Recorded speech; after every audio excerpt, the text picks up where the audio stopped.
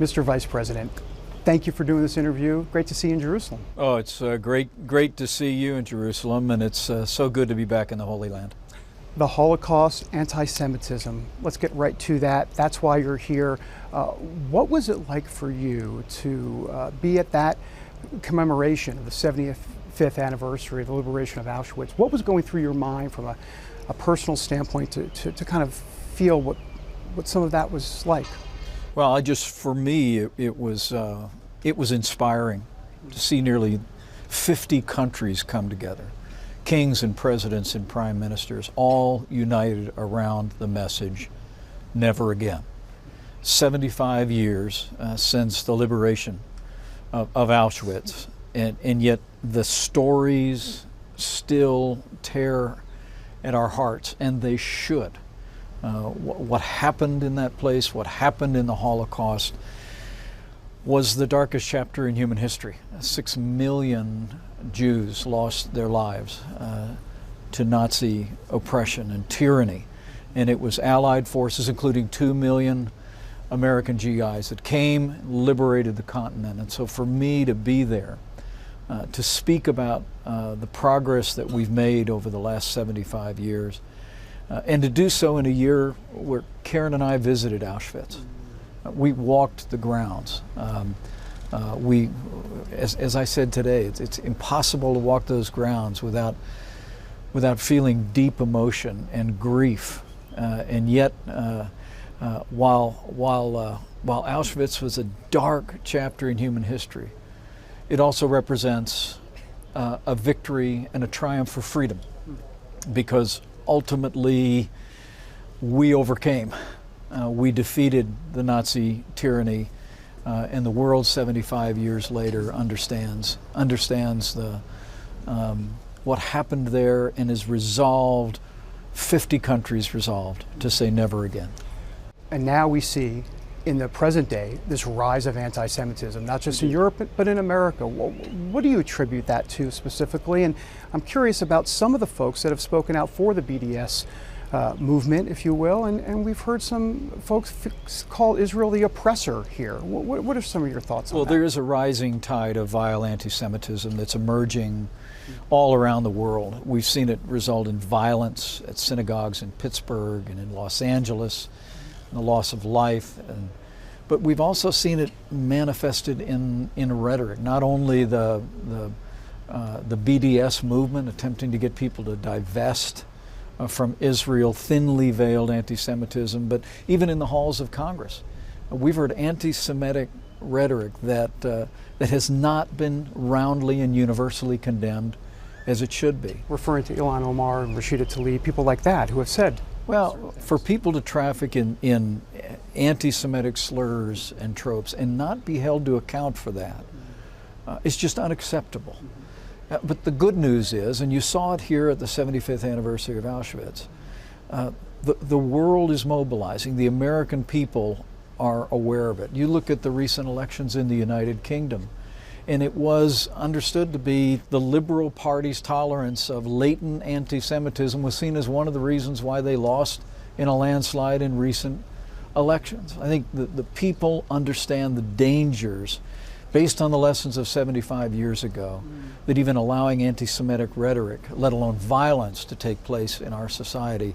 But it requires constant vigilance. When I was a member of Congress, the only Holocaust survivor to ever serve in Congress, the late Tom Lantos, came to my office, David, and asked me to co-found the Anti-Semitism Caucus. I was honored to do that. He wanted to co-found the caucus with an evangelical Christian and conservative, and I was humbled by that. And the truth is that a rejection of anti-Semitic rhetoric, or worse, should be universal in our society, in our public debate, and will continue to demand that. It's interesting you brought up Tom Lantos. I remember our conversation about that, and I'm wondering about, for folks that don't understand why evangelical Christians support Israel so much. I mean, he came to you. There was a reason for that. Can you educate folks as to why evangelical Christians have a love for Israel, have a love for the Jewish people? I'd be curious to get your response to that, especially here in Jerusalem, the Holy City. Well, to be in the Holy Land is always so moving to me, to be just a block away from stones where Jesus walked, to travel to the ruins of Capernaum, to go where the Sermon on the Mount was presented, all make for an incredible connection. They were the anthems of our youth, the lessons of Sunday school. But as you know, David, it's deeper than that. For Christian believers, we're grounded in the conviction that we're called to bless Israel. The Bible tells us that those who bless her will be blessed and those who curse her will be cursed. And really, since before the American founding, Americans called for the restoration of Israel to the promised land. And when Israel was restored in 1948, America was the first nation on earth to recognize the Jewish state of Israel. And we've been with them every step of the way because it's a heart connection. As President Trump said, it's bonds of heart and faith that really connect us. And I think that accounts for why Christians and Jews, tens of millions of Americans, consider Israel, as I do, our most cherished ally. Moving to Iran, an enemy of Israel, clearly. We see the protesters in the street. There's a yearning for freedom there. Is the Islamic Republic of Iran in danger of potentially falling after 40 plus years now? I think it's yet to be seen. But President Trump has made it clear through social media and public statements that we're with the people of Iran.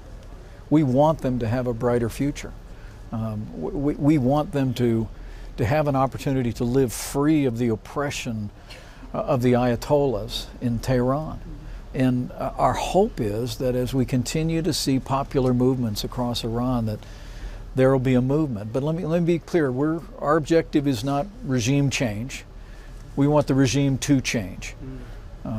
President Trump, by taking the action he took to take Soleimani off the battlefield, President Trump has made it clear that we're not going to tolerate violence by Iran or violence by Iranian surrogates and the militias in Iraq. You know, when one American life was lost, this president ordered airstrikes on 5 Iranian-backed militia bases in northern Iraq. We've sent a very clear message that we're not tolerating their propagation of violence and terrorism across the region. They responded. Missiles were fired, but thanks to the professionalism of our military on the ground, there were no casualties, no serious injuries, and Iran continues to stand down from that confrontation.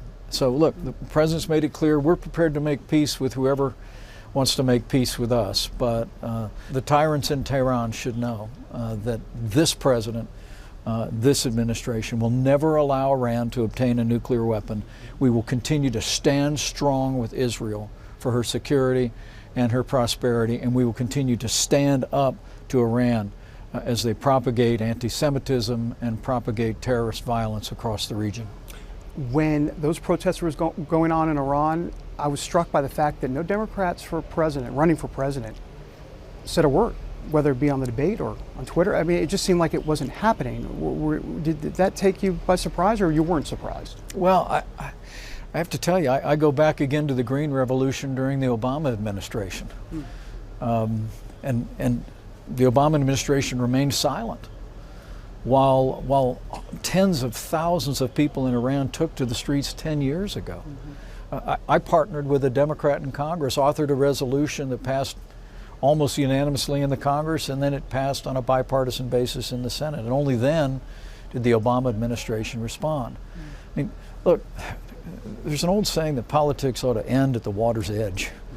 And the truth is, I think the American people want to see Democrats in Congress give the partisanship a rest at the water's edge. We ought to all be united. Standing with Israel, we ought to all be united to contain Iran. President Trump made the decision to withdraw from the Iran nuclear deal, and it was the right decision. And now that we've really laid bare Iran's malign activities over the last 3 years, the world is taking notice, and we have an opportunity finally to begin to bring the world community, many of which were represented here in Jerusalem today, to the table to really continue to isolate Iran economically and diplomatically. Couple questions on impeachment. I must ask you, Democrats want to see John Bolton testify. Do you have any reason to believe John Bolton has any information that would be worthy of bringing him forward? Well, I think all the call for additional witnesses and evidence just proves how weak a case the Democrats rushed through the House of Representatives.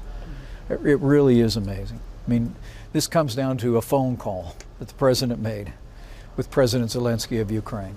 People can read the transcript of the call. They can see there was no quid pro quo. The president did nothing wrong. Beyond that, the Democrats rushed this partisan impeachment through the House, and now, having sat on their partisan impeachment for a month, they come to the Senate, having told us that they have an overwhelming case against the president, saying now they need new evidence, they need new witnesses. And I hold the view that the Senate ought to evaluate this partisan impeachment, the articles, the evidence that were amassed in the House, look at everything that they've brought over and make their decision. I think when they look at those facts, this president will be acquitted, and frankly, we'll put this chapter, this partisan impeachment, in the rearview mirror, and maybe, just maybe, get the Democrats in Congress to begin to focus on the things that President Trump and I have always focused on every day of this administration: making America more secure, making our borders more secure, making our economy more prosperous, seeing conservatives appointed to our courts at every level, focusing on the things that matter most to the American people. What is your message to some of those moderate Republicans, the 4 or 5 that might be out there that are thinking about siding with the Democrats potentially in about a week or so on witnesses? What's your message to those Republicans out there? I think the American people see this for what it is. This is a partisan impeachment that really has just been the latest chapter of a 3-year effort to overturn the results of the 2016 election. I mean, everywhere I go across the country, I got to tell you that people in diners, people that I stop and talk to on the street, people that I see at rallies, all, David, it's like they know what's going on. I mean, for 2.5 years, it was Russia collusion until the Mueller report found no collusion, no obstruction, case closed. And then it seemed like there was only a brief intermission, and all of a sudden we're off on a partisan impeachment over a phone call the president made with a world leader, a phone call that the American people can read. And I would just say to every member of the Senate, not just Republicans, but even Democrats of goodwill, is just look at the facts of this case. I think they will see the president did nothing wrong. They'll see this partisan impeachment for what it is.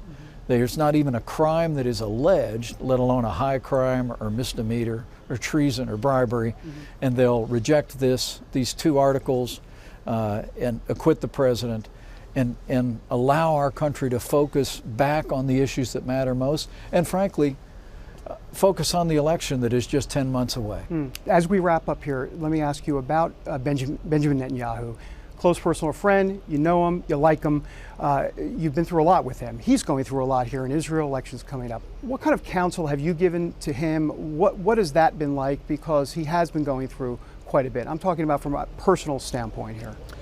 Well, I have great admiration for Prime Minister Netanyahu, and I know President Trump does as well. But we also respect the right of the people of Israel to choose their leadership. And we know there's another election just around the corner. And our message is very, very clear. And it's a message that I delivered to not only the Prime Minister today, but to General Gantz when we talked briefly at the Holocaust Memorial Service. And that is that under the leadership of President Donald Trump, America stands with Israel.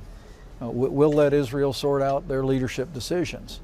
But at the end of the day, we're going to stand for Israel's security, for her prosperity, and the American people can know and rely on that. And I have to tell you, when you hear about the popularity President Trump has here in Israel, a president who, unlike 4 of his predecessors, actually moved the American embassy here to Jerusalem, the capital of Israel. He recognized the Golan Heights as a part of Israel. We've taken one step after another to demonstrate that America stands strong with Israel, and that'll never change. Mr. Vice President, a pleasure. Thank you so much. Thank you, David.